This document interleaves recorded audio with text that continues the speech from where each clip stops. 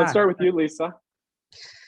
Well, thank you so much. It's an honor to catch up with you. I'm behalf of the Switches. We want to just tell you how much we love the show and how inclusive and meaningful and what a beautiful community you've formed here. And we are told that it's the final season, but I wanted to just ask, how are you aware of this fan campaign that's been going on and your thoughts behind this outpouring of love that we are getting to see? It's every writer's dream to feel that love. So I'm so tickled by it.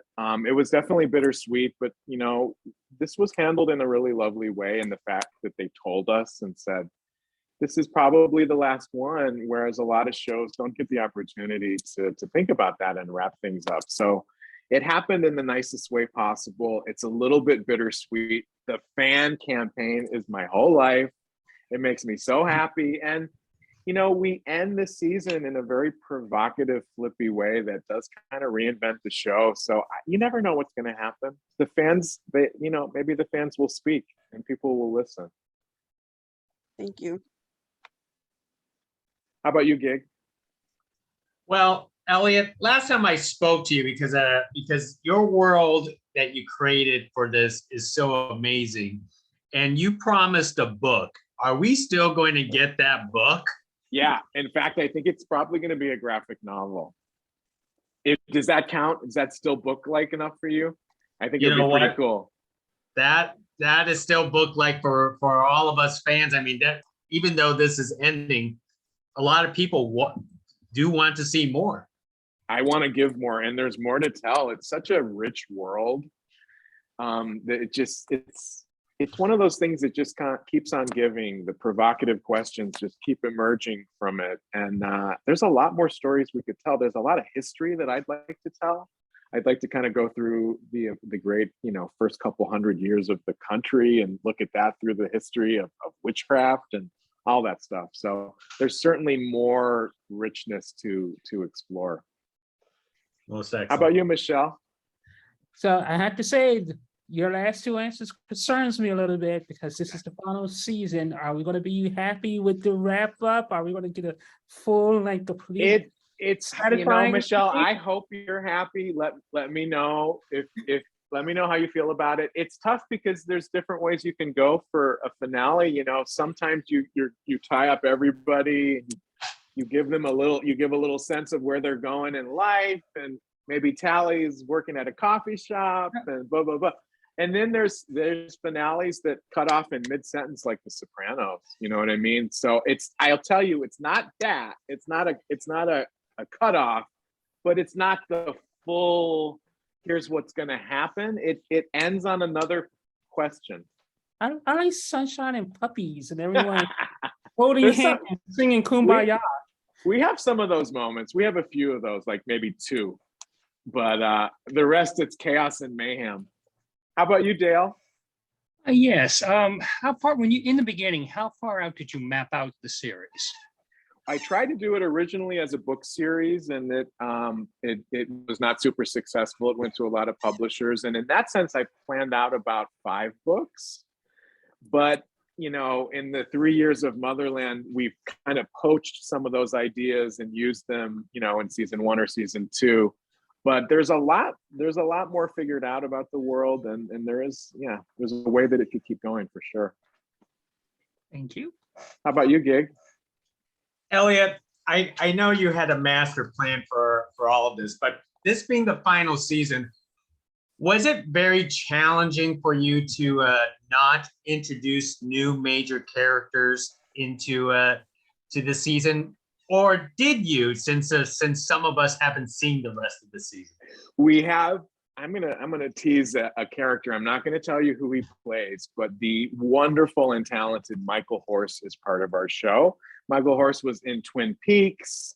He was in Claws. He's a brilliant actor, and he plays a very, very cool character who's a bit terrifying, but ultimately you love it because he's Michael Horse. But he's pretty badass. But it's a really great question, Gig. We had so many threads to tie up, and it was another year of producing a show during COVID, which really kind of limits what you can do in terms of bringing people in. So it was a mix of those things. Mostly we had to just tie up all the threads that we had going. How about you, Michelle?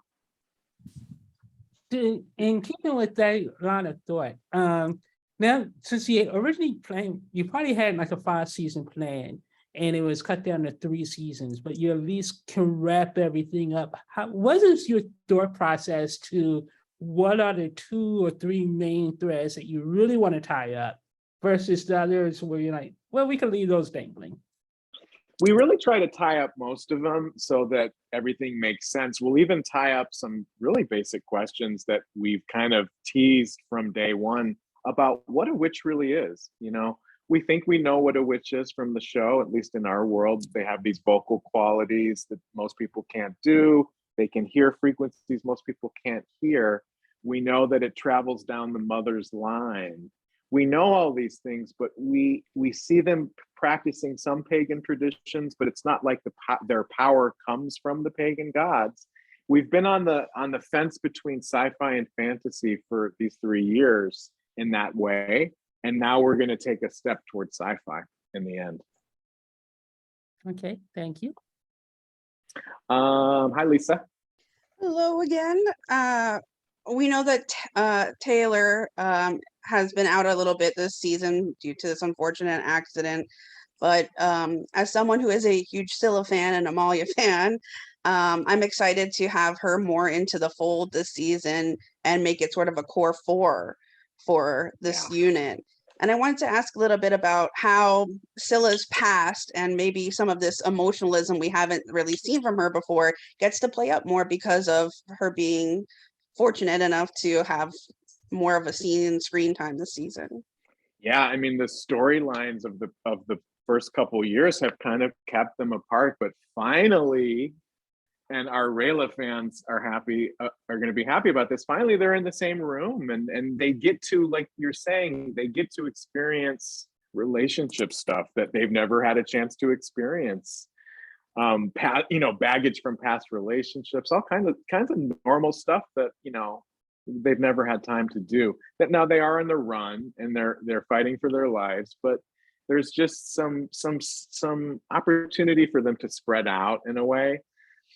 Rael, as you said, was out for a number of episodes, but we were able to figure out a way that made sense in the story. And when they get back together, I can't even.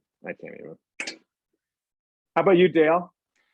Yeah, unlike with Claws, the airing of which was interrupted by the pandemic, you've had 3 consecutive seasons air of Motherland. How is that beneficial from a narrative standpoint?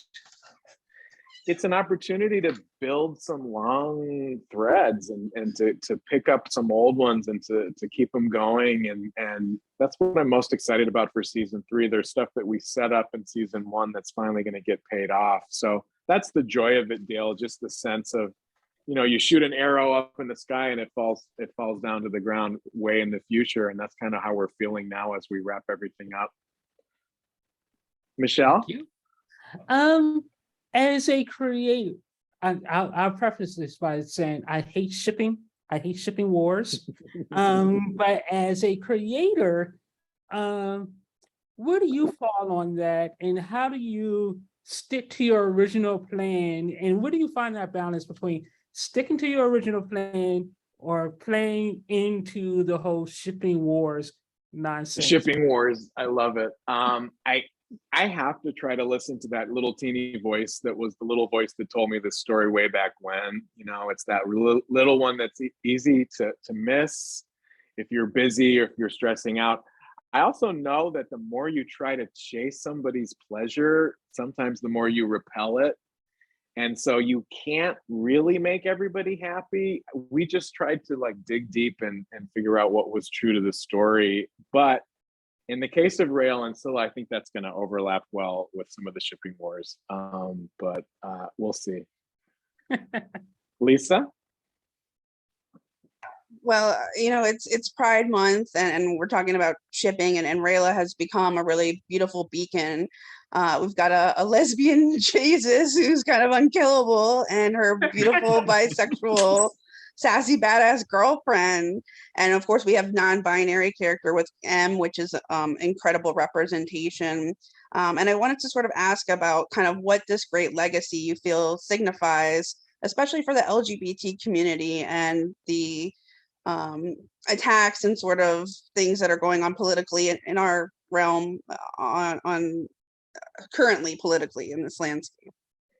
I'm just proud. I'm proud that the show exists in this climate, and that we have been able for 3 years to create these beautiful images of queerness and the power of the other, and the power of people who are different, you know, and it's such an essentially queer show in that sense, and it has been from day one, that even if the romantic storylines aren't necessarily queer, it still feels queer somehow. And I guess I'm just proud that we have those images. Dale? Yeah, how big a challenge was it to balance all the storylines, the Dodgers, Fort Salem, the Camarilla, Alder? We have a lot of those. We have a lot of storylines. It's hard, and it's hard when you have 39 minutes, like when the commercials are taken out. It's not a ton of time. So it's hard to keep all of that stuff clear, and the network helps us, you know, if we get too lost in the weeds that we can't see. If sometimes as a writer, it's perfectly clear in your head, but it's not quite on the page yet. And so we have a lot of help making sure it's landing, but it's tricky, Dale. It's one of the challenges of the show, making sure it all kind of weaves back together. Lisa?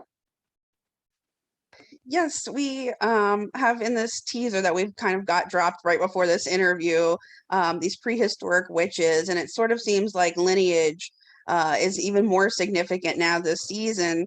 I wanted to sort of ask, we see in the opening sequence these portraits that face certain ways and names of people like V. Collar. How important are these elements that we'll see this season, or what can you tease about that part? We get a little bit, oh no, I was just about to say something that I'm not supposed to say. What was the beginning part of your question again? Because I think I can answer that. That we get these prehistoric witches, and it seems like Yes. lineage is such an important It is. significant this season. It's a huge, you're so great to point that out and pull that out, because it's one of the big ones of the season. Rediscovered lineage, rediscovered history. So many histories were taken away by colonialism and, you know, just the brutality of history. It's about connecting to stories that were always yours, but you never knew they were there. So from that first moment, you know, these prehistoric witches, we're really going to use the season to get deep into what a witch is, and how ancient their history is, and how they shaped humanity. Spoiler. Dale? Yeah, can we expect the Army and the Spree to join forces in earnest in the interest of self-preservation? If so, how rocky a transition will it be? It's quite rocky, and to say more would be to give away one of the big sort of military developments of the season. So I'll be frustratingly vague here, but it's rocky for all of these people to realize, you know what, we're better together. And as the Camarilla gets deeper and deeper and deeper into the government, that becomes more and more clear. Finally, Michelle. So you've done Cross, you've done this. You clearly have a passion for strong female women. What's the next obvious project or outcome? Superheroes, or? I don't know. I'm drawn to, you know, with Motherland, it was cool to bring something new to the idea of the witch with this military angle and this hereditary angle. I want to do something similar with the idea of demons. You know, really coming from the point of view that maybe they're not the bad ones. After all, look at how many bad things people do. So it's that kind of a flip on the idea of what we demonize. So that's the realm I'm thinking about right now. It's probably a little older. It's a bit more adult than Motherland, and probably a bit darker, but hopefully super cool. Thank you for asking. How can you claim Motherland wasn't dark when the opening sequence was all those people jumping? It was a mass suicide. You're right. How do I get darker than that? You're gonna have to give me a few minutes, Michelle. And how about you, Gig? Yeah, one more thing, because the logical conclusion is to make us humans as the villains of, as a story. Why did you want to go that route, and what makes us so diabolical as humans? Well, it's certain aspects of humanity that are diabolical, and I don't know. It's really just Are you talking about the new idea or Motherland? I got my Motherland, but I'm sure you're will probably you the same. will you dog alert. Will you restate that one more time, Gig? That question. I just wanted to basically want to know why you went with the obvious route of making humans as the ultimate villains in the end.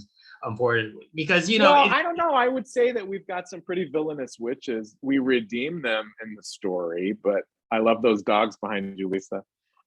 We have some pretty villainous witches, and we have some good people too. So we strive for balance, but I guess it was always a story about people who are othered, So I think that's where that dynamic came from, the us and the them of it all, Most excellent. Thank you.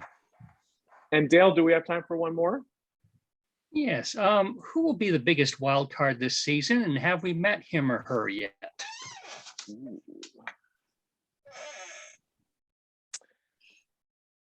Dale, I can't say a word.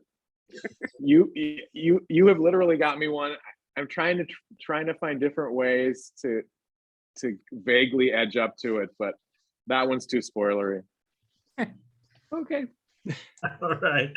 Well, it's a Thank you. pleasure. Thank you so much, Thank Eliot, again for this you. Thank you. beautiful world that you've created and this Thank you. important fandom that you've created as well in turn. Thank you guys so much. This was super Thank fun. you. Thank you. you. Bye-bye. It's awesome. Bye. Thanks. Everyone.